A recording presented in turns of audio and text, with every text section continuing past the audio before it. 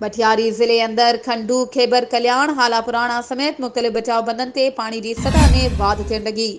बंदन की हालत कमज़ोर बणियल आहे। आबपाशी खाते जा अमलदार गुम आहिनि। इन हवाले सां वधीक तफ़सील ॾेई रहियो आहे। असां सां लाइन ते मौजूद आहे मटियारी मां CN न्यूज़ जो रिपोर्टर फिदा हुसैन सोलंकी। जी फिदा हुसैन, आगाह कजो। जी बिल्कुल तव्हांखे ॿुधाईंदो हलां त मटियारी ज़िले अंदर खंडू खैबर कल्याण हाला पुराणा समेत मुख़्तलिफ़ बचाव बंदन ते पाणी सतह में वाध थियण लगी आहे। बंदन की हालत कमज़ोर बनियल आहे। आबपाशी खाते जा अमलदार लापता बनियल आहिनि। पाणी दबाव सबब बंदन में रोणियूं पवण जो भी ख़तरो आहे। दरिया में पाणी वाध बैदि माण्हुनि में ख़ौफ़ ऐं हिरास चढ़ियल आहे। जॾहिं त लॼपल आणण जो सिलसिलो भी जारी थी चुको आहे।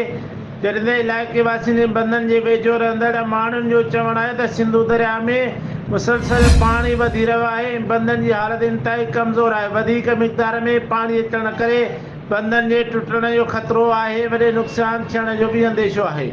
इंतज़ामिया खे समूरनि कमज़ोर बंदन जी निशानदेही करण बावजूद इंतज़ामिया लाचार ॾिसण में अची रही आहे। इंतज़ामिया मक़ामी माण्हुनि सां को ताउन न करे रही आहे। इलाइक़े वासी पंहिंजी मदद पाण तहत बचाव बंदन ते कैंपूं क़ाइमु करे रहिया आहिनि। जी मेहरबानी फिदा हुसैन, आगाह करण जे हवाले सां। वधीक ख़बरूं ऐं अपडेट्स जे लाइ असांजे चैनल खे सब्सक्राइब कयो ऐं हा, बेल आइकन खे प्रेस करण न विसारिजो त जीअं असांजी हर नई अचण वारी वीडियो तव्हां ताईं पहुची